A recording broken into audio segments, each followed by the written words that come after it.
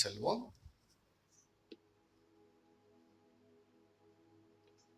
சுருக்கமான இன்றைய தேவ செய்தி, miracle of Christ or Christ miracle. நல்லா கவனிங்க. மிரக்கிள் என்று சொன்னாலே போதும். உலகத்தில் பலவிதமான மிராக்கிள்ஸ் இருக்கிறபடினாலே Christ miracle is very very important. அதனுடைய தலைப்பு எப்படின்னா, why Christ miracle is very important in our lives. அற்புதம் நம்முடைய வாழ்க்கையில ஏன் அவ்வளவு முக்கியமான பிராமுக்கியமான ஒன்று? இன்று மிராக்கிளை பற்றியதான சில பொதுவான கருத்துக்களை நாம் கொஞ்சம் கூட அறிந்து கொண்டால் பிரயோஜனமா இருக்கும் என்று நான் நம்புகிறேன். விசுவாசியுங்கள். ஆண்டவராகிய தேவன் இந்த உலகத்தினுடைய ஆசீர்வாத அமைப்புகள், அதாவது காலையில் இந்த பைபிள் வாசித்து நிற்கும் பொழுது நான் கொஞ்சம் படித்தேன்.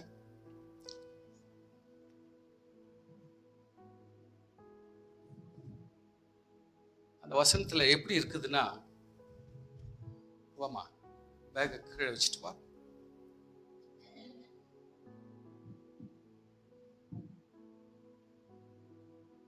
ஆண்டவராகிய கர்த்தர் மனுஷ ஜீவியத்தை நம்மெல்லாம் ஆண்டு சொல்றாரு, ஃபவுண்டேஷன் பிஃபோர் நம்மளை உருவாக்கினார்னு சொன்னாரு ஆண்டவர்.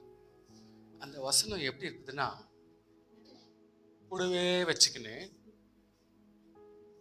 மனுஷ ஜீவனை ஒவ்வொரு உயிர், நம்மெல்லாம் இவ்வளோ கோடி பேரும், இவ்வளோ லட்சம் பேரும், இவ்வளோ மில்லியன் ட்ரில்லியன் பேரும் இப்படி கூட கை கோத்துக்குன்னு வானம் உண்டாக கடவுள், பூமி உண்டாக கடவுள், தண்ணீர்கள் ஒரு பக்கமாக சேரட்டும், மண்ணெல்லாம் ஒரு சைடில் சேரட்டும், செடி கொடி உண்டாக கடவுள், எல்லா பறவைகளும் உண்டாக கடவுள். இந்த வசனத்தை நான் ஒரு நாளைக்கு உங்களுக்கு கிளியரா ப்ரூவ் பண்ண போறேன். அவ்வளோ அழகான வசனம். அப்பா அப்பா ஒரு பெரிய சாப்டரே வச்சிருக்காரு ஆண்டவர். நம்ம கூட வச்சுக்கின்னு இவ்வளோத்தையும் செய்யறாராம். நம்மெல்லாம் இருந்த மாதிரி பாவிக்கிறாருங்க. நம்ம எல்லாருமே அந்த இடத்துல இருக்க மாதிரி பாவிக்கிறாரு. நான் ஒன்றும் தனியாக டெமான்ஸ்ட்ரேட் பண்ணி ஒரு ஒரு ஒரு பெரிய அற்புதம் நடத்திட்டு அப்புறம் கொண்டாந்து உங்களை வாழ்ந்துங்கடா இதடா அப்படின்னு போடல. உங்களை கூட வச்சுன்னு தான் நான் செஞ்சுன்னுக்கிறேன் பாருன்னு சொல்லிட்டு அதை செய்கிறார். எல்லாவற்றையும் உருவாக்குறார், வானத்தில் உருவாக்குறார், பூமியின் மேலே உருவாக்குறார், எல்லாவற்றையும் இப்படி கூடவே வச்சுக்கின்னு உருவாக்குறாராம். அதுக்கப்புறம் பிதாவென்றும் குமாரன் என்றும் பரிசுத்த ஆவியர் என்றும் ஒவ்வொன்றும் நமக்கு பிரித்து அந்த சூழ்நிலைக்கு ஏற்றார் போல ஒரு தேவன் என்று சொன்னால் அவர் தான் மெயின், எல்லாவற்றையும் நடத்துகிறவர். அவரே தான் இயேசுவாக நமக்கு ஒரு ரட்சிப்பை கொடுக்கிறவர். அவர் ஒரு தனிப்பட்ட நபராயிருந்தால் தனிப்பட்ட ஜனம் மட்டும் பார்க்க முடியும்ன்றதுனால அவர் இப்பொழுது உள்ளுக்குள்ளவே இருந்து கொண்டு பரிசுத்த ஆவியானவர் ஒருவர் இருந்தால் அவர் தனிப்பட்ட ஒவ்வொருவரோடும் கூட இண்டிவிஜுவலா இருக்க முடியும் என்ற அந்த கான்செப்ட்ல இப்போ ஆவியானவர் அப்படின்ற கான்செப்ட்ல நம்ம கூப்பிட்டு ஜெபிக்க முடியும், துதிக்க முடியும். புரியுதுங்களா?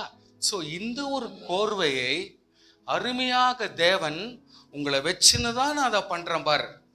இதோ காற்றை உண்டாக்கினேன் பாத்தியா, மழை உண்டாக்கினேன் பாத்தியா, வெயிலை உண்டாக்கினேன் பாத்தியா, மண்ணை உண்டாக்கினேன் பாத்தியா, இப்படி எல்லாவற்றையும் கூடவே வச்சுக்கிட்டு பண்ணிட்டு இப்பொழுது ஒன்றுக்கு ஒரு உருவத்தை கொடுத்து நமக்கு ஒரு மகிமையை கொடுத்து நமக்கு ஒரு மகத்துவம் கொடுத்து நல்ல சரீரத்தை கொடுத்து அந்த சரீரத்துக்கு ஒரு மேன்மையை கொடுத்து அதுக்கு ஒரு அழகை கொடுத்து அதுக்கு ஒரு வல்லமைகளை கொடுத்து கர்த்தர் நம்ம உலகத்தில் இண்டிபெண்டா நீ ஆசீர்வாதமாய் வாழ்ந்து காட்டு, நீயும் ஒரு இயேசு கிறிஸ்துவாக இருக்க முடியும்.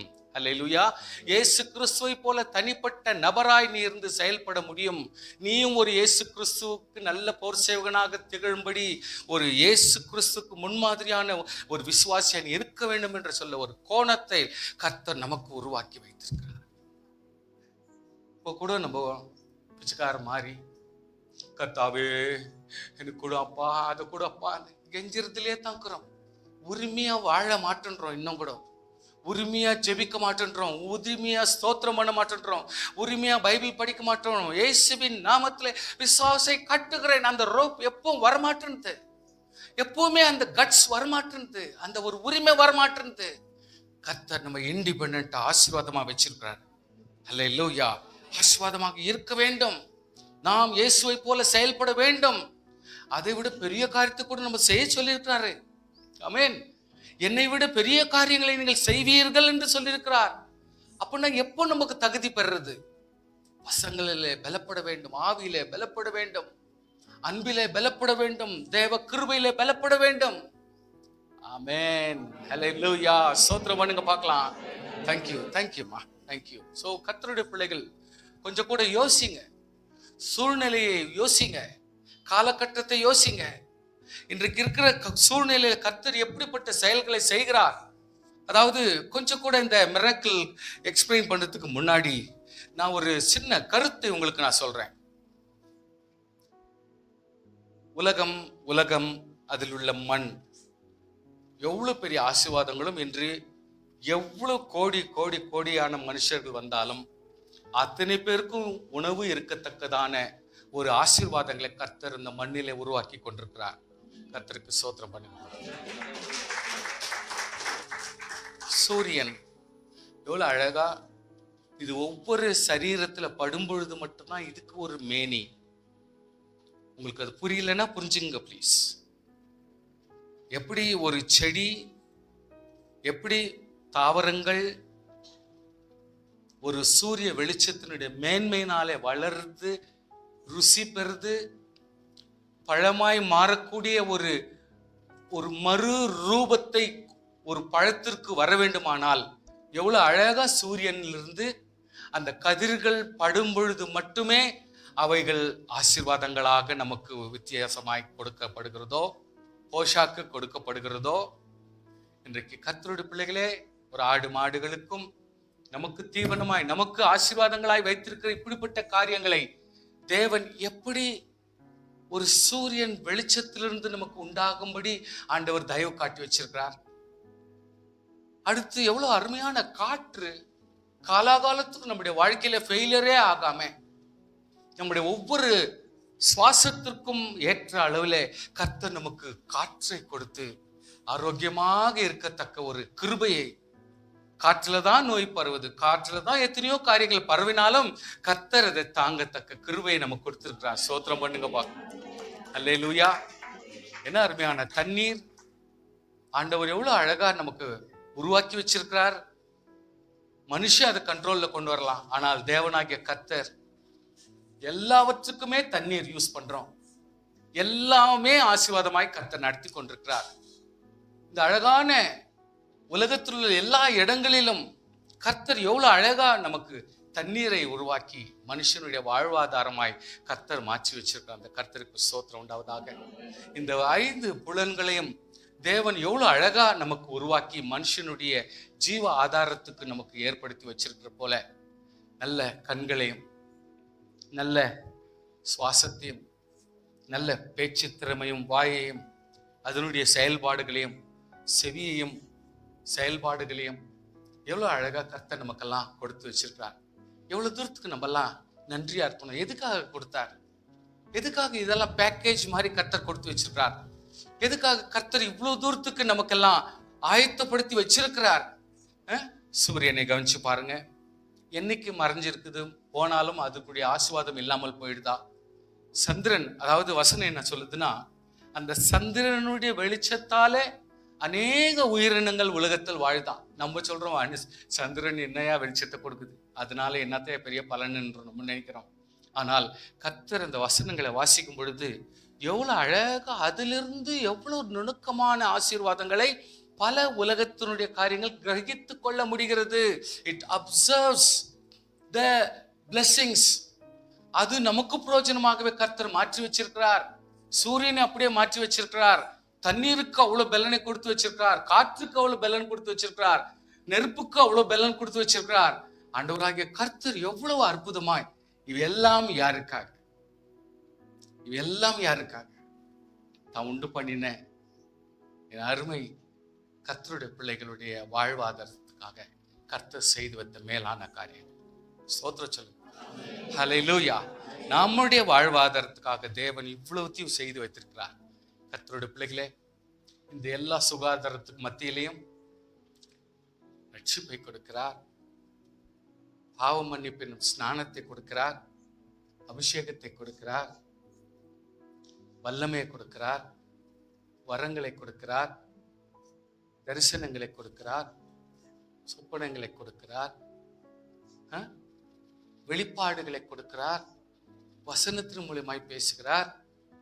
ஒவ்வொரு திருஷ்டாந்தங்களும் வார்த்தைகளையும் ஸ்பெசிபிக்கா குறிப்பிட்ட ரீதியில கர்த்தர் தனிப்பட்ட ஒவ்வொரு காரியங்களும் நமக்கு சொல்லி கொடுக்கிறார்.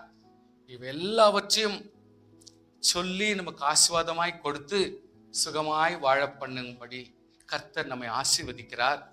நாம் ஆசீர்வதிக்கப்பட்டு பலருக்கு ஆசீர்வாதங்களாய் இருக்க வேண்டும் என்று கர்த்தர் விரும்புகிறார். அல்லேலூயா. இப்படி இருந்தாலும் ஒரு இடத்துல பாருங்க, ஆண்டவராகிய கர்த்தருடைய கிருபை சில இடத்துல ஜெபிக்கும் பொழுது சொல்றாரு, இயேசு கிறிஸ்து கிட்ட சீஷர்கள் என்ன பண்றாங்க, ஒருத்தர் வந்து என் பையன் ரொம்ப பிசாசு பிடிச்சிட்டுக்குது, அவனை சுகப்படுத்த வேண்டும் அப்படின்னு சொல்லிட்டு கொண்டாடுறாங்க.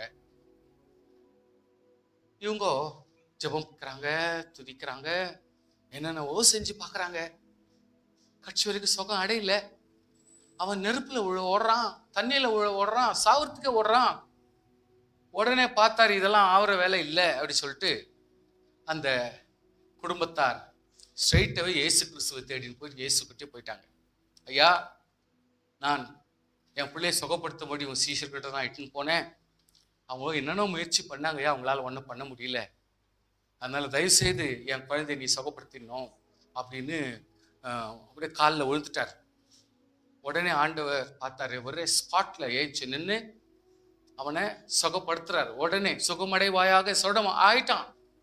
சுகம் ஆயிட்டு, அற்புதமா சுகம் ஆயிட்டு, ரொம்ப நன்றி சொல்லிட்டு அவர் ரிட்டர்ன் போயிட்டாரு. அது வரைக்கும் சீஷருங்க சைலண்டா இருக்கிறாங்க. அவெல்லாம் போன பிறகு சீஷர்கள் இயேசு கிறிஸ்து கேட்கிறாங்க, கர்த்தாவே, எங்களால ஏன் பைபிள் தேடினா கூட கிடைக்காது, நீங்க தேடி நிற்காது, இருங்க, தேடுறவங்களை சொல்லி நிற்கிறேன், இருங்க, பைபிள்ல தேடவான. ஏன் ஆண்டவரே எங்களால சவப்ப முடியாம போச்சு? நீங்க சும்மா ஒரு கேள்வி நீங்க கேட்டுங்க. அப்படி, ஆண்டவரே ஏன் அற்புதம் நடக்கல? ஆண்டவரே ஏன் மிரக்கல் நடக்க மாட்டேங்குது? ஏன் சுகம் அடையல? ஏன் ஆரோக்கியம் அடையல? கேள்வி கேட்கணும். ஆண்டவர் சமூகத்தில் மெதுவா கேட்குறாங்க, ஆண்டவரே ஏன் ஆண்டவரே இதெல்லாம் எங்களால செய்ய முடியாம போச்சு? அதுக்கு ஆண்டவர் சொல்றாரு,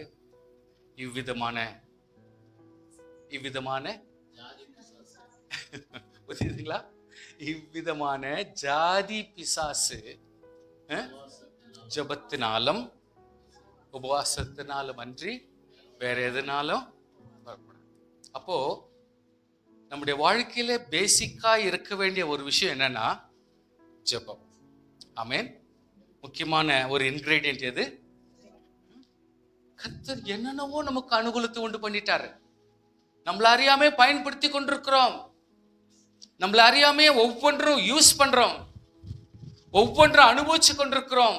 நன்றி இல்லாதவர்களை போல ஒவ்வொரு ஆசீர்வாதங்களையும் தன்னை அறியாமலேயே நான் அனுபவித்துக் கொண்டிருக்கிறோம். நன்றி கெட்டவர்களாக ஆண்டவர் கொடுத்த ஆசீர்வாதம் இவ்வளத்தையும் அனுபவிக்கிறோம். ஆனா இதுக்கு மேலாக நம்ம செய்யற ஒரு தப்பு என்னன்னா, ஜெபம் குறைவாக்குது, உபவாசம் குறைவாக்குது. நம்மளது பேச்சு சரியில்லை, நம்மளுடைய நடவடிக்கை சரியில்லை, நம்முடைய புரிந்து கொள்ளுதல் தப்பா இருக்குது. நம்மளுக்கெல்லாம் மேலானவர்களாக, ஒரு ஜபத்தன்மை உள்ளவர்களாக நம்ம இன்னும் வாழலை. இன்னும் கர்த்தருடைய பிள்ளைகள் ரொம்ப கவனமா கிறிஸ்துக்குள்ளாக தேறினவர்களாக இருக்க வேண்டும். சோ கர்த்தருடைய பிள்ளைகளே, இஃப் ஜபமும் உபவாசமும் ஒரு வாழ்க்கையிலே இருக்க வேண்டிய அளவுக்கு இருக்க முடியுமானால் ஆட்டோமேட்டிக்கா பிசாசு, இப்படிப்பட்ட ஜாதி பிசாசு தானாய் ஓடிடும். ஸ்தோத்திரம் சொல்லுங்க பார்க்கலாம். அதுக்கு ஒன்றும் நம்ம பிரயாசப்பட்டு ஒரு எக்ஸசைஸோ ட்ரைனிங் எடுக்க வேண்டிய அவசியம் இல்லை. பரிசுத்தம் இருக்கணும், ஜபம் இருக்கணும், உபவாசம் இருக்கணும். இது இருக்கிறவங்க ரட்சிக்கப்பட்டிருப்பாங்க. ஸ்தோத்திரம். இது இருக்கிறவங்க என்ன பண்ணியிருப்பாங்க?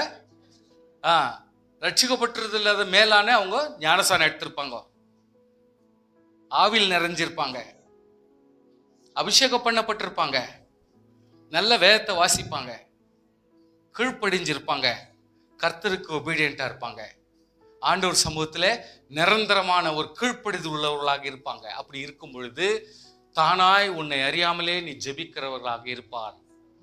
நீங்கள் ஜெபிக்கிறவர்களாக இருப்பீர்கள். வெதர் யார் சொல்லிட்டு சொல்லாட்டு போட்டு உங்களுடைய மூச்சு மாதிரி தானாவே நீங்கள் ஜெபிக்க உள்ளவர்களுக்குள்ளாகவே ஜெபிக்கிறவர்களாக இருப்பீர்கள். ஜெபிக்கிறவர்களாக இருந்தால் நீங்கள் நிச்சயமாய் உபவாசிப்பீர்கள். ஹல்லேலூயா, உபவாசிப்பீர்கள். அப்படிப்பட்டவருடைய வாழ்க்கையில மிராக்கிள் ஒரு வேண்டிய ஒரு பொருள் என்று நீங்கள் எதிர்பார்க்க வேண்டிய அவசியம் இல்லை. அற்புதம் தானாகவே நடக்கும். கைத்தட்டி ஸ்தோத்திரம் சொல்லுங்க. அற்புதம் தானாகவே நடக்கும் சார். நீங்க அற்புதத்தை கெஞ்ச வேண்டிய அவசியம் இல்லை. கர்த்தருடைய பிள்ளைகளை சேரும் அற்புதம். ஆட்டோமேட்டிக்கா விசுவாசிகளை சேரும் அற்புதம். தானாய் ஒரு ஆவிக்குரிய மனுஷனுடைய வாழ்க்கையிலே நடமாடும். ஹல்லேலூயா. அற்புதங்கள் தானாகவே கூட இருக்கும். மிராக்கிள் நடந்து கொண்டே இருக்கும். உயிர் வாழ்வதே ஆண்டவருடைய அற்புதமாகவே இருக்கும். ஒரு விசுவாசி ஆண்டவரை பார்த்து ஒரு அற்புதம் செய்யும் கேட்ட கேவலம், கேவலம். ஏன்னா நாம் கர்த்தருடைய பிள்ளைகள் ஆசீர்வாதத்தை பெறுவதற்கு எவ்வளவு உரிமைகளை கர்த்தர் கொடுத்தாரோ அப்படி ஆவிக்குரிய பிள்ளைகளும் அற்புதங்களை பெறுவதற்கு உரிமை உள்ளவர்கள். ஹல்லேலூயா. போறாரு, சர்ச்சுக்குள்ள போறாரு, அவ்வளவுதான். எதிரில் ஒருத்தன் பிச்சை கேட்டுக்கிறான். அவன் பிறவிலிருந்து நடக்க முடியாதவன் கேட்கிறான், விசுவாசியே இன்னைக்கு கர்த்தாவே என்னிடத்துல அற்புதத்தை செய்யும் வரத்தை கொடும். கேட்க வேண்டிய விவகாரம் இல்லாது, இதெல்லாம் கேட்க வேண்டிய பேச்சு இல்லை. ஆண்டவர்கிட்ட எதை பேசணும் அதை பேசுங்க, எதை கேட்கணும் அதை கேளுங்க. அர்த்தம் இல்லாம பேசுறது மீனிங்லெஸ். ஒரு விசுவாசிக்கு அடையாளம் இருக்காது. அவர் என்னன்றாரு, தேவாலயத்துக்கு போறேன், அவர் பார்த்து பிச்சை கேட்கிறாரு. கேட்கறான் பாவன், பிச்சை கேட்கறான். அவன் என்னை பார்த்து கேட்கறான். இதுக்கு முன்னாடி கேட்டிருந்தான்னா நான் அதுக்கு பதில் தெரியல. எனக்கு வீட்டில் யோசிக்கிறாரு, கொஞ்ச நாளைக்கு முன்னாடி இவன் கேட்டிருந்தான்னா நான் ஒரு கோழையா இருந்திருப்பேன். ஆனா இப்போ அப்படி இல்லை. ஒரு ஆவிக்குரிய மனுஷனா இருக்கிறேன், நான் ஒரு ஜெபிக்கிற மனுஷனா இருக்கிறேன், துதிக்கிற மனுஷனா இருக்கிறேன், ஆவியின் அனுக்கிரகத்தை பெற்ற மனுஷனா இருக்கிறேன். அதனால என் உடம்பெல்லாம் ஒரு மாதிரி ஆகுது. இன்னும் அற்புதமா அற்புதம் அற்புதம் தானா நடக்கும். அவர் என்னன்றாரு, நீ எதிர்பார்க்கிற பொன் வெள்ளி அதான் எதிர்பார்க்கறேன்னு எனக்கு தெரியும், அது என்கிட்ட இல்லை. ஆனால் என்கிட்ட இருக்குது, இதை நான் உனக்கு கொடுக்குறேன். உன் வாழ்க்கையிலே திருப்தி ஆக வேண்டிய விஷயத்தை ஆண்டவர் உனக்கு ஆசீர்வாதம் மாற்றுவார். ஹல்லேலூயா. உன் வாழ்க்கையில என்ன வேணுமோ அதை கொடுக்கிறவர் தான் அற்புதத்தினுடைய நுணுக்கம். ஸ்தோத்திரம். ஹல்லேலூயா. நீங்க பலதை விருப்பப்படுவீங்க, நான் பலதை விருப்பப்படுவேன், நான் செய்யணும்னு ஆசைப்படுவேன், நீங்க செய்யணும் அப்படின்னு எதிர்பார்ப்பீங்க. ஆனால் உன்னுடைய தேவை என்னன்றதை கரெக்டா அறிகிறவர் தேவன் ஒருவர் மட்டுமே. ஹல்லேலூயா. நான் ஜெபிக்கலாம், கர்த்தாவே சுகப்படுத்தும். நீங்கள் ஜெபிக்கலாம், ஆண்டவரே எனக்கு அற்புதத்தை செய்யும். ஆனால் தேவனாகிய கர்த்தர் ஒருவர் மட்டுமே. இப்பொழுது உங்களுக்கு அத்தியாவசியமான தேவை அற்புதம் என்ன என்று ஆண்டவருக்கு ஒருவர் மட்டும்தான் தெரியும். அவர் என்ன செய்வார்? உடனடியாக இயேசுவின் நாமத்திலே அந்த ஒரு ஃபவுண்டேஷன், அந்த ஒரு கிளைமேக்ஸ், அந்த ஒரு தியரம், அந்த ஒரு வார்த்தை, அந்த ஒரு உறுதிப்பாடு நமக்குள் இருக்குமானால் ஆண்டவராகிய கர்த்தர் அற்புதத்திற்கு ஒரு பெரிய வரையறுப்பு கிடையாது. ஹல்லேலூயா. அற்புதத்துக்கு ஒரு பிளாக்கேஜ் ஒன்றும் கிடையாது. அற்புதத்திற்கு தடை கட்டக்கூடிய ஆட்கள் யாரும் கிடையாது. ஆண்டவராகிய கர்த்தருக்குள் நீ பலப்படுறது நிஜமானால் இயேசுவின் நாமத்திலே நீ எழுந்து நட அப்படின்றது கர்த்தர் உனக்கு ஒரு வாய் கொடுப்பாரானால், அப்படிப்பட்ட வாய் சொல்லை நீ சொல்லு என்று சொல்வாரானால் அதை சொல்வது உன்னுடைய கடமை. அவ்வளவுதான். செயல்பாடிலே கொண்டு வருகிறவர் கர்த்தர். கரங்களை தட்டி ஸ்தோத்திரம் பண்ணுங்க. விடுதலையாக்குகிறவர் கர்த்தர். ஹல்லேலூயா. நடக்க செய்கிறவர் கர்த்தர், எகிர செய்கிறவர் கர்த்தர், ஓட செய்கிறவர் கர்த்தர். மறுபடியும் சுகம் ஆயிட்டே நான் இப்ப சர்ச்சுக்கு போவேன்னு எண்ணத்தை கொடுக்கிறவரும் கர்த்தர். நம்ம இல்ல நம்ம ஒரு டூலா நிக்கணும், ஒரு ஆயுதமா நிக்கணும். நாம் ஒரு காரணங்களாக நிற்க வேண்டும். என்னுடைய குடும்பத்துக்காகிலும், என்னுடைய சமுதாயத்துக்காகிலும், என்னுடைய சபைக்காகிலும், இந்த ஜனத்துக்காக, என்னுடைய நண்பர்களுக்காகிலும், என்னுடைய சிநேகிதருக்காகிலும் நான் ஒரு காரண கர்த்தாக்களாக நிற்க வேண்டும். கிரியை செய்கிறவர் கர்த்தர். வாஞ்சிக்கிறது அவருடைய உரிமை, ஆசீர்வாதம் கொடுக்கிறது கர்த்தருடைய உரிமை. தேவனாகிய கர்த்தர் இறக்க செய்கிற. சோத்திரம் பண்ணுங்க பார்க்கலாம். எல்லாரும் கர்த்தரை கனப்படுத்துங்க. இன்னும் சோத்திரம் பண்ணுங்க. கர்த்தாவை எங்களை கொண்டு நீ பயன்படுத்தும். ஹல்லேலூயா. கர்த்தருடைய பிள்ளைகளே, தேவன் எவ்வளவு ஆச்சரியமாய் நம்முடைய வாழ்க்கையில செய்து வருகிறார். ஹல்லேலூயா. ஸ்தோத்திரம்.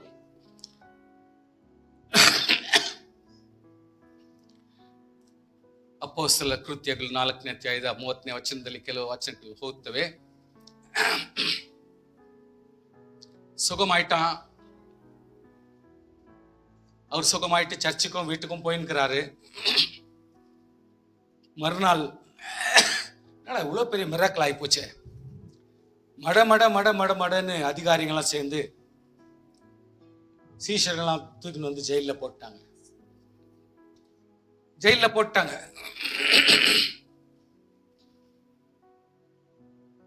பிரசங்கம் பண்ணாங்க, 2 வார்த்தை பேசினாங்க. 5000 பேர் அடிச்சுக்கு போயிட்டாங்க. கேங் பெருசாயிடுச்சு. இதுல வேற அவங்க குத்தி காட்டுறாங்க, உங்களால் சிலுவையில் அறையப்பட்டவரும் தேவனால் மரித்தோரிலிருந்து எழுப்பப்பட்டவருமாய் இருக்கிற நசரேயனாகிய இயேசு கிறிஸ்து நாமத்திலேயே இவன் உங்களுக்கு முன்பாக ஸ்வஸ்தமாக நிற்கிறான் என்று உங்கள் எல்லாருக்கும் இஸ்ரவேல் ஜனங்களுக்கு தெரிந்திருப்பதாக. ஆனா அந்த சீஷர்கள் அன்றைக்கு சொன்ன அந்த சாட்சி கேட்கிற சமயத்துல மேடையில் நின்னுக்குன்னு கைதிகளாக ஒரு வசனத்தை சொல்றாங்க. அது நமக்கு மனப்பாட வசனமா இப்ப மாறி இருக்குது. எப்படி வசனம்? வேறொரு ரட்சிப்பு இல்லை, நாம் ரட்சிக்கப்படும்படிக்கு மனுஷர்களுக்குள்ளே அவருடைய நாமமே இல்லாமல் வேறொரு நாமம் கட்டளையிடப்படவும் இல்லை என்றான். அன்றைக்கு அவங்க கொடுத்த சாட்சி இன்றைக்கு நமக்கு ஒரு உறுதியான மனப்பாட வசனமா இருக்குது. இன்னைக்கு சீஷர்கள் வேதனையோடு ஜெயில இருந்துக்குன்னு பேசுற ஒரு வார்த்தை இன்று நம்ம எல்லாருக்குமே ஒரு பாடமான, ஒரு மனப்பாடமான, ஒரு உறுதிப்பாடான வசனம். என்ன வசனம் சொல்றாங்க? அவங்க சொல்றாங்க, சார் இயேசு கிறிஸ்து சொல்லி கொடுத்ததை சொல்லி இல்லை, அவங்க மனப்பாடமா பட்சுங்கன்னு சொன்னதை சொல்ல, ஆண்டவரா இயேசு கிறிஸ்து வாய்ப்பாடா சொல்லி கொடுத்தது இல்லை. அவங்களே என்ன பேசுறாங்க? அவராலே அன்றி வேறொருவராலும் ரட்சிப்பில்லை. எவ்வளவு ஒரு உறுதிப்பாடு வேணும் பாருங்க. ரட்சிக்கப்பட்ட நம்முடைய வாழ்க்கையில எப்படிப்பட்ட உறுதி வேணும்? அவராலே அன்றி, இயேசு கிறிஸ்துவாலே அன்றி. இந்த ஒரு நிச்சயம் நமக்குள் இருந்தால் துதிக்கணும்னு ஆசை வரும், சோத்திரம்னு ஆசை வரும், உபவாசிக்கணும்னு ஆசை வரும், தேவரை கனப்படுத்தணும்னு ஆசை வரும், வீட்டில் அமைதி வேணும்னு ஆசை வரும், முழுதுல ஆறுதல் வேணும்னு ஆசை வரும், அன்பு வேணும்னு ஆசை வரும். சோத்திரம் பண்ணுங்க பார்க்கலாம். ஹல்லேலூயா. கர்த்தருடைய பிள்ளைகள், அவராலே அன்றி வேறொருவராலும் ரட்சிப்பு இல்லை. சீஷர்கள் கேரண்டி பண்றாங்க. ஆமென். 2வது, இன்னைக்கு நானும் நீங்களும் ரட்சிக்கப்படணும்னா, இன்னைக்கு நீங்களும் நானும், செகண்ட் பாயிண்ட், நீங்களும் நானும் ரட்சிக்கப்படணும்னா வானத்தின் கீழெங்கும் மனுஷர்களுக்குள்ளே அவருடைய நாமமே அல்லாமல் வேறொரு நாமம் கட்டளையிடப்படவில்லை. 2 விஷயம் எவ்வளவு கேரண்டியா வச்சிருக்காங்க பாத்தீங்களா? ஹல்லேலூயா, ஹல்லேலூயா. உலகத்தில் தேவனுடைய நாமமே அல்லாமல் வேற ஒரு பெயர் கொடுக்கப்படவில்லை அப்படின்னு ஷோர் பண்ணிட்டாங்க. 2வது என்ன சொல்றாங்க? உலகத்தில் இருக்கிற வானத்தின் கீழும் மனுஷர்களுக்குள்ளே நாம் ரட்சிக்கப்படணும்னா அந்த இயேசு கிறிஸ்து நாமமே அல்லாமல் வேறொரு நாமம் இல்லைன்னு என்ன ஒரு கேரண்டியான அத்தன்டிகேஷன் வேர்டு அவங்க கிரியேட் பண்ணி வச்சாங்க பாத்தீங்களா? நல்லா கவனிச்சிங்க. நல்ல ஜபத்தில் இருங்க, துதியில் இருங்க. பிரசங்கம் பண்ணும் பொழுது யாரும் ஜெபிக்க கூடாது. பிரசங்கம் பண்ணும் பொழுது பைபிள் வாசிக்க கூடாது. சோத்திரம் சோத்திரம் சோத்திரம் சொல்லின்னு நான் சொல்றதையே கோட்டை விட்டு உக்காண்டக்கூடாது. அப்போ நீ சர்ச்சுக்கு வந்தது வேஸ்டாக போயிடும். தயவுசெய்து நான் சொல்றதை சில மனசுல வச்சுங்க. புதுசாக வந்தவங்களுக்கும் சொல்லி கொடுங்க. ஏன்னா சோத்திரம் சோத்திரம் சோத்திரம்னு கங்கணம் கட்டிக்கின்னு உட்காந்துருந்தா இந்த வசனத்தும் புரியாதே, பிரசங்கமும் கேட்காம ஆலயத்துக்கு வந்தேன்னு சொல்லிட்டு நினச்சிக்கின்னு ஆசீர்வாதமே இல்லாமல் போயிட்டா பிரயோஜனம் இல்லாத போயிடும். அதனால யாரும் வாயை திறந்து ஸ்தோத்திரம் சொல்லாதீங்க, கவனமாக இருங்க. ஏன்னா புது ஆட்களுக்கு சொல்கிறேன், நான் பழைய ஆட்களுக்கு நான் பேசலை. புதிய ஆட்களுக்கும் புதுசாக வர்றவங்களுக்கும் ஒரு மாதிரி ஆண்டவர் எனக்கு செஞ்சு கொடுத்துடணும் மாதிரி வேதனையாக அவஸ்தப்படவானா. சிம்பிளாக உட்காருங்க, வசனத்தை நல்லா கேளு. ஸ்தோத்திரம். சுவாசியே, இன்னைக்கு ஆண்டவர் நாமத்திலே பேதுரு பேசுகிற தைரியத்தை ஸ்தோத்திரம், அல்லேலூயா, அவன் பேசுகிற தைரியத்தை கண்டு அபிஷியல்ஸ் இப்ப பாக்குறாங்க, இவங்க பேசுற தைரியம் எங்கிருந்தா வந்துச்சு பேதுருக்கு? அவர்கள் படிப்பு அறியாதவர்கள் என்றும், நம்பர் 2 பேதமை உள்ளவர்கள் என்றும் அறிந்தபடினாலே அவனுக்கு ஆச்சரியம் உண்டாவது. ஒன்னும் படிப்பு இல்லை. நம்பர் 2 அவனுக்கு கல்ச்சரே கிடையாது.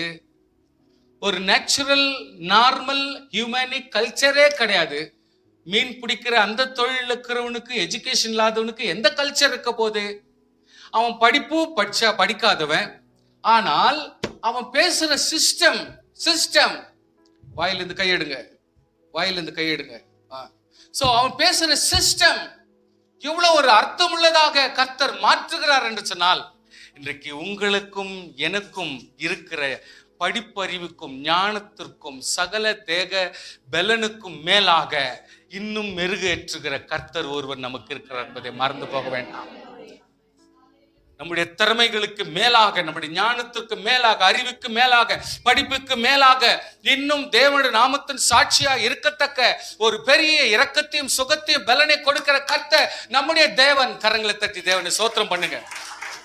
படிப்பு இல்லாதவர்களுக்கும் படிப்பை கொடுக்கிறவர், ஞானம் இல்லாதவர்களுக்கு ஞானத்தை கொடுக்கிறவர், அறிவில்லாதவர்களுக்கு அறிவை கொடுக்கிற எங்கள் தேவனுக்கு ஸ்தோத்திரம்.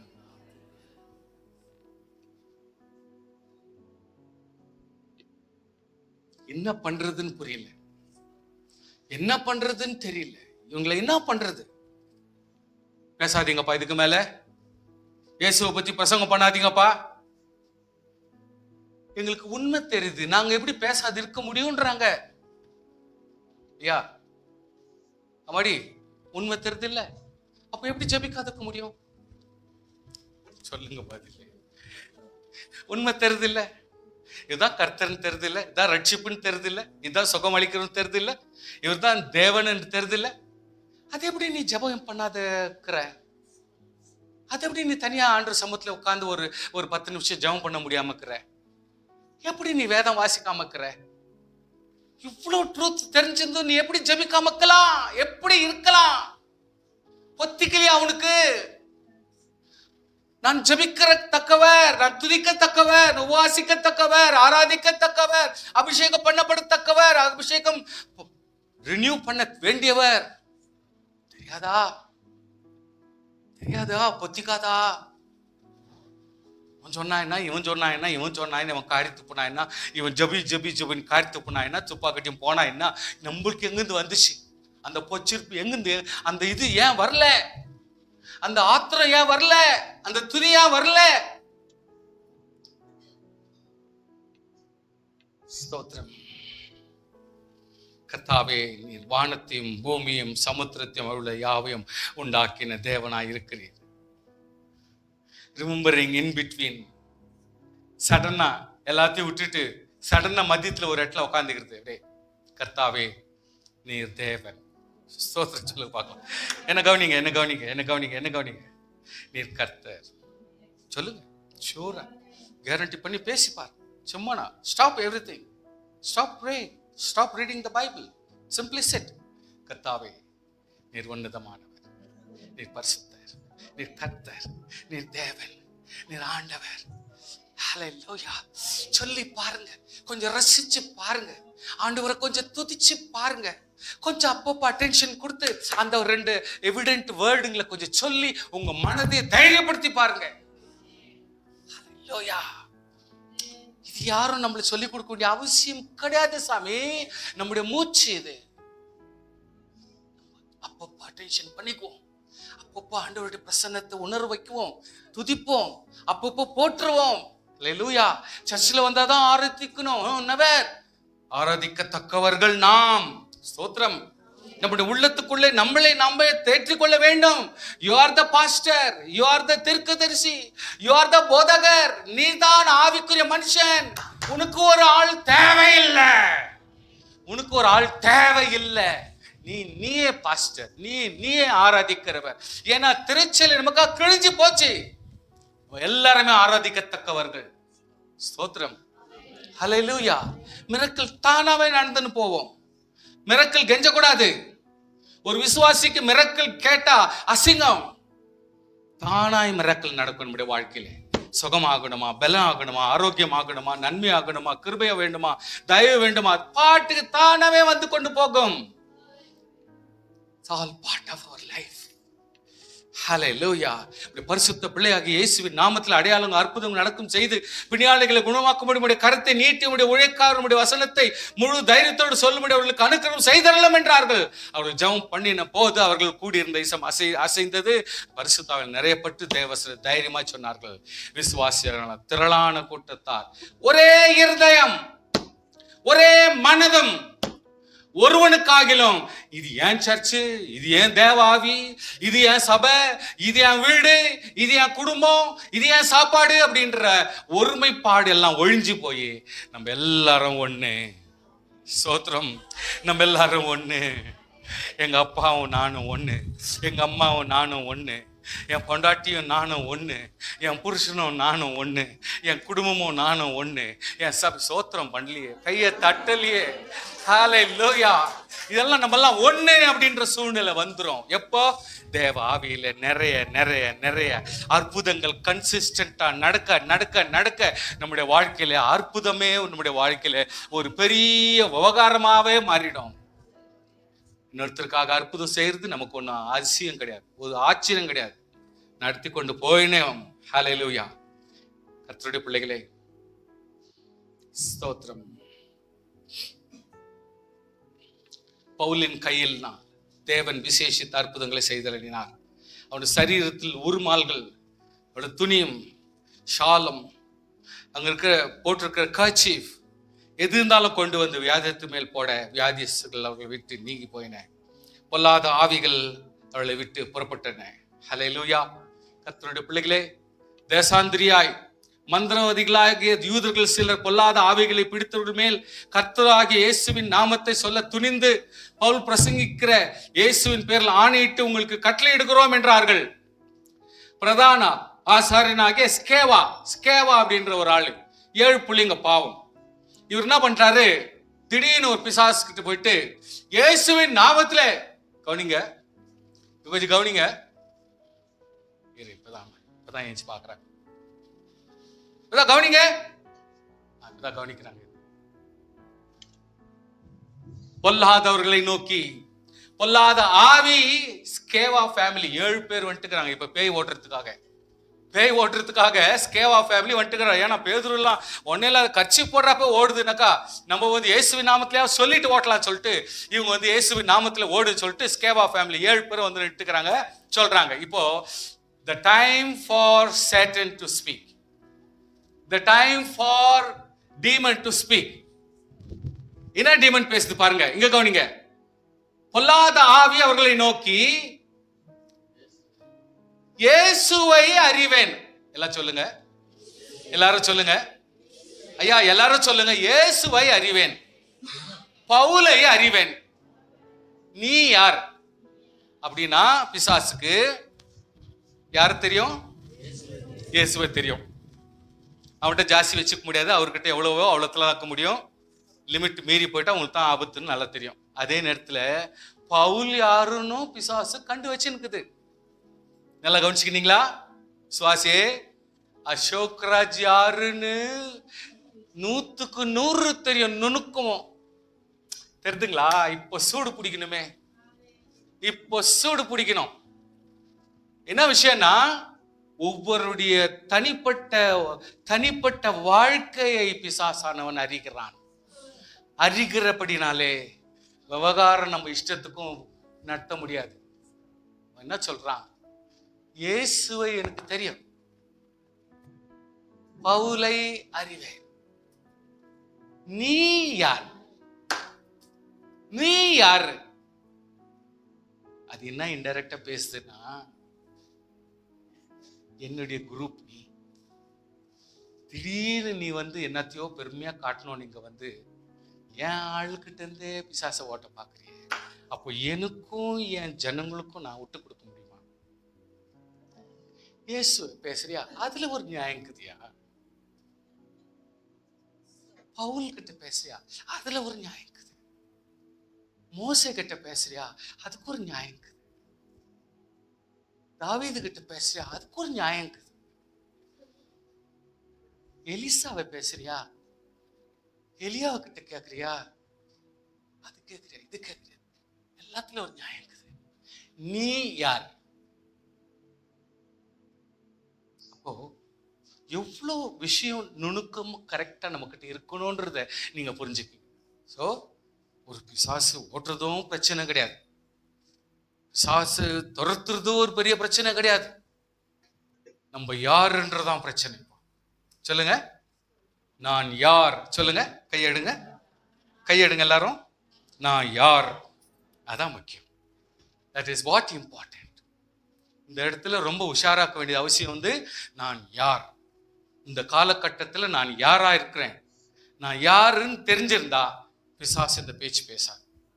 என்ன விஷயம் நடக்குதுன்னா, பொல்லாத ஆவியினுடைய மனுஷன் அவர்கள் மேல் பாய்ந்து பலாத்காரம் பண்ணி அவர்களை மேற்கொள்ள, அவர்கள் நிர்வாணிகளாக காயப்பட்டவர்களுமாக அந்த வீட்டை விட்டு ஓடி போனார்கள்.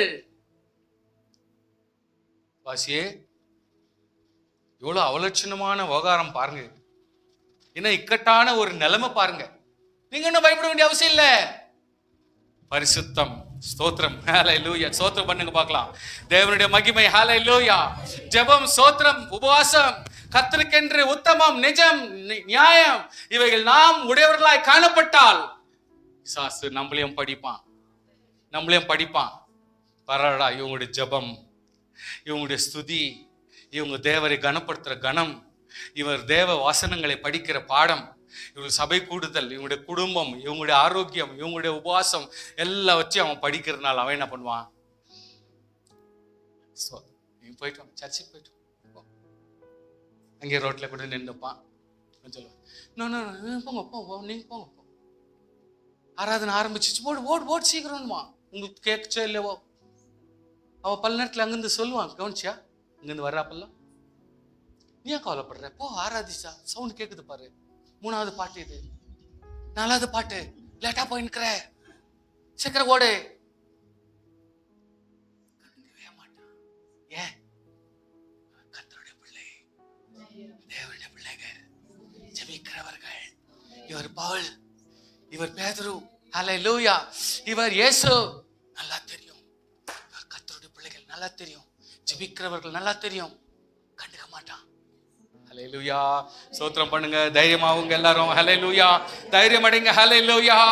விசுவாசியே, கவனமா இருக்கணும். நம்முடைய ஜீவிதத்துல ஆண்டவராகிய இயேசு கிறிஸ்து அற்புதங்கள் வெரி மஸ்ட். நம்முடைய வாழ்க்கையில் எப்பொழுதுமே அற்புதங்கள் தானா நடந்து கொண்டே இருக்கும். கெஞ்ச வேண்டிய அவசியம் இல்லை. எப்பொழுது பார்த்தாலும் தேவனுடைய தயவு இருந்து கொண்டே இருக்கும். ஸ்தோத்திரம், ஸ்தோத்திரம், ஸ்தோத்திரம். அதற்கு இயேசு, என்னிலிருந்து வல்லமை புறப்பட்டதை அறிந்திருக்கிறேன், ஆதலால் ஒருவர் என்னை தொட்டது உண்டு என்றார். ஹல்லேலூயா. ஸ்தோத்திரம். இயேசு கிறிஸ்து ரோட்ல நடந்து போறாரு. ஜனங்க எல்லாருமே இயேசு கிறிஸ்து தொடர்ச்சியாவே வர்றாங்க. ஒரு அம்மா ஆசையா எல்லா பணத்தையும் எல்லாம் மெடிக்கலுக்காக செலவு பண்ணி கட்சியில ஒண்ணுமே இல்லாம ஆல்மோஸ்ட் பினிஷ்ட் லைஃப்ல, என் இயேசுவை தொட்டுட்டா போதும், அந்த தொட்டுட்டா போதும், அந்த சின்ன வேர்டுக்கு ஒரு பெரிய பிரசங்கமே பண்ணலாம். அந்த சின்ன வசனம் வேர்ட், அந்த வேர்ட் ஒரு பெரிய மிரக்கலுக்கே அர்த்தமாயிடும். என் தேவனை தொட்டுட்டா போதும். ஒரு சின்ன கான்செப்ட் மைண்டுக்குள்ள வந்துடும். ஆண்டவரே, நான் நம்ம தொழுதுட்டா போதும், நான் சர்ச்சுக்கு போயிட்டா போதும், ஏன்னா இங்கே ஒருத்தர் அப்படித்தான் இப்போ இன்னைக்கு சர்ச்சுக்கு வர முடியல ஃபர்ஸ்ட் இன் லைஃப். அவருக்கு இங்கேயே தான் அடிச்சுனுக்கும் மனசு, இதுக்கு இதுக்கு இதுக்கு இன்னும் சர்ச்சுக்கு போயிட்டாங்க, இன்னும் சர்ச்சுக்கு போல. ஃபர்ஸ்ட் ஆஜர் ஆகுறவங்க தான் 8:20 8 மணி, அதை பற்றி கேரே இல்லை. நான் போய் ஃபர்ஸ்ட் உக்காந்துருக்கேன். ஃபர்ஸ்ட் அந்த அம்மா தான், எஸ்தர் அம்மா தான் ஃபர்ஸ்ட் வந்தாங்கன்னு யாரும் நினச்சிட்டா போதும், நினைக்கிறாங்கன்னு போதும், அவங்க மைண்டில் அப்படி வந்துடணும். சென்டிமெண்ட்டே ஒரு சாதகமாய் மாற்றிக்கொண்டிருக்கிறவர்களாகவும் இருக்கிறாங்க. அல்லேலூயா. ஒரு சின்ன சென்டிமெண்ட் நீங்க நினைக்கிறீங்க, ஆனா சிலருடைய வாழ்க்கையில் இந்த சென்டிமெண்ட் தான் அவங்களுக்கு லாபமா மாறிவிடும். நான் போய் உட்காந்துருவேன், நான் போய் சர்ச்சுக்கு போயிடுவேன், இது போறதுக்கும் எல்லாம் முடியறதுக்கும் ஆசுவத்துக்கும் காரணமா மாறிடும். சென்டிமெண்ட் இருக்கு நல்லது, சில நேரத்தில் நல்லது. இந்த மக்கள் என் இயேசுவை தொடணும், என் இயேசுவை தொடணும் தொடணும் தொடணும் தொடணும் தொடணும் தொட முடியுமோ என்னவோ, அட்லீஸ்ட் ஒரு துணியின் ஓரத்திலேயாவது தொட்டுட்டா போதும் அப்படின்ற மனசாட்சி. சுவாசியே, 2 விஷயத்தை நான் உங்களோட பேசுறேன். 2 விஷயத்தை நான் உங்களோட பேசுறேன். நீங்க தயவு செய்து புரிஞ்சுக்கணும். பிரசங்கம் இதோட முடிக்கிறேன் என்பதான். ஆண்டவராகிய இயேசு கிறிஸ்து, இவ்வளவு நேரம் நான் எக்ஸ்பிளைன் பண்ணது எல்லாமே அது ஆண்டவராகிய இயேசு கிறிஸ்து எவ்வளவு தூரத்துக்கு ஒரு மேன்மையான ஆண்டவர் என்பதை புரிஞ்சுக்கினீங்க. இன்றைக்கு அவரை தொடராங்க, பலர் பேர் தொட்டுன்னுக்கிறாங்க. ஆனால் இவ்வளவு பேர் தொட்டதெல்லாம் தொட்டது அல்ல. ஸ்தோத்திரம். இவ்வளவு பேர் தொட்டுனுக்கிறதெல்லாம் தொட்டது அல்ல. ஸ்தோத்திரம் ஸ்தோத்திரம். ஒரு கான்செப்டோடு தொடுகிற ஒரு அம்மா இங்க இருக்கிறாங்க. ஒரு கருத்தோடு தொடர கான்செப்டோட வந்துக்கிறவங்க ஒருத்தர் இருக்கிறாங்க. அல்லேலூயா. ஒரு பெரிய மிராக்கிளை பெற்றுக்கொள்ளத்தக்க ஒரே ஒரு சின்ன ஒரு விஷயம், துணியை தொட்டால் போதோன்ற நினைப்புல ஜபத்திலையும் வாஞ்சையிலும் உயிரை விட்டுடுவேன் அப்படின்ற நிலைமைக்கு கெஞ்சின்னு தொட்டு நிற்கிறவங்க ஒருத்தர் இருக்கிறாங்கய்யா. அதுதாயா தொடுதல், அதாயா தொடுதல், அதுதாயா நம்முடைய வாழ்க்கையில தொடுதல், அதுதாயா தொடுதல். நான் சொல்லுக்கிறேன், மறுபடியும் சொல்றேன். விசுவாசியே, நீ நானா பாட்டுக்கு ஜெபம் பண்ணுக்கிறேன், நான் பைபிள் வாசித்து நிற்கிறேன், துதிச்சு நிற்கிறேன், பாடா படுற வேணா, தொடணுன்ற கான்செப்டோட ஒரு தொடு. ஹல்லேலூயா. சுகம் பெறணுன்ற நிலைமையோட தொடு. சுகம் ஆகுதோ இல்ல, 2வது என் இயேசு வஸ்திரத்தை நான் தொடுவேன். அந்த கான்செப்ட், அந்த சின்ன ஒரு தொடுதலை உணர்ந்து நீ செஞ்சு பார். ஆண்டவர் நன்றாரு. என்னிலிருந்து வல்லமை புறப்பட்டது, என்னிலிருந்து வல்லமை புறப்பட்டது நான் பார். மற்றவங்க தொட்டது வல்லமை புறப்பட்டதா தெரியல. மற்றவங்க தொட்டும் பொழுதெல்லாம் இவ்வளோ வல்லமை வெளிப்பட்டதா நான் பார்க்கல. இப்பொழுது இந்த இடத்துல யாரை தொட்டிருக்கிறாங்க, அந்த வல்லமை நான் புறப்பட்டதை நான் கவனிக்கிறேன். ஹல்லேலூயா. சுவாசியே, உன்னுடைய ஜபங்களும் துதியும் ரட்சிப்பும் ஆசீர்வாதம் ஞானஸ்நானமும் உன்னுடைய அபிஷேகமும் வல்லமையும் ஜபம் தரிசனம் சொப்பனமும் இதெல்லாவற்றுக்கும் மூல காரணமாய் ஒரே ஒரு காரியத்தை உனக்கு மனசுல வச்சுக்கிறேன். உன்னிலிருந்து வல்லமை புறப்பட்டதை நீ உணர்கிற நேரம் அது. கரங்களை தட்டி சோத்திரம் பண்ணு. உன்னிலிருந்து உன்னை அறியாமல் ஒரு வல்லமை வெளியே புறப்படுது பாருங்க. அந்த மோமெண்ட் இஸ் த மோமெண்ட் வேர் உன்னுடைய வாழ்க்கையில தேவன் அவ்வளவு வல்லமையை உங்ககிட்ட வச்சிருந்திருக்கிறாரு. உன்னால புரியுது, இப்பொழுது என்னிலிருந்து வல்லமை புறப்பட்டு போனதை உணர்கிறேன்.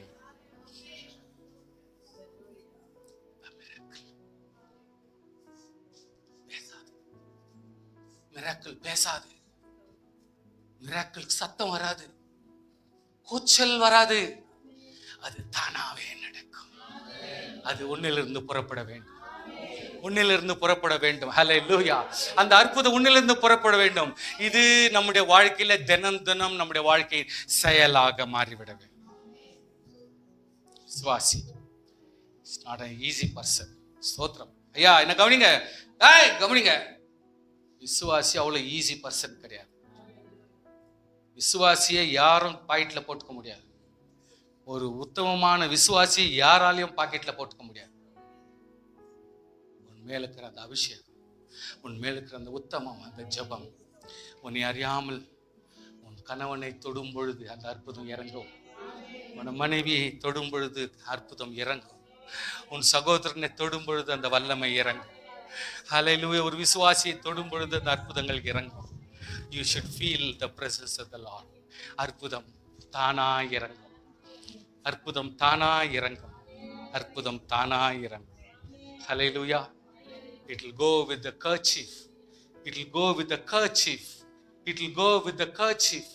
It will go with the ring. It will go with the pen. It will go with anything. எது மூலியமானாலும் பரவும். கர்த்தருடைய அற்புதம் யார் மூலியமானாலும் போய் சேரும். அது உன் மூலியமாய் சேருகிறது என்று சொன்னால் நான் சந்தோஷப்படுகிறேன். அது உன் மூலியமாய் சேருகிறது என்றால் அதற்கு நாம் சந்தோஷப்பட வேண்டும். ஸ்தோத்திரம் பண்ணலாமா? நாம் ஜெபிக்க ஆரம்பிப்போம், கர்த்தரை துதிக்க ஆரம்பிப்போம். வாங்க, please come down, please come down, please come down.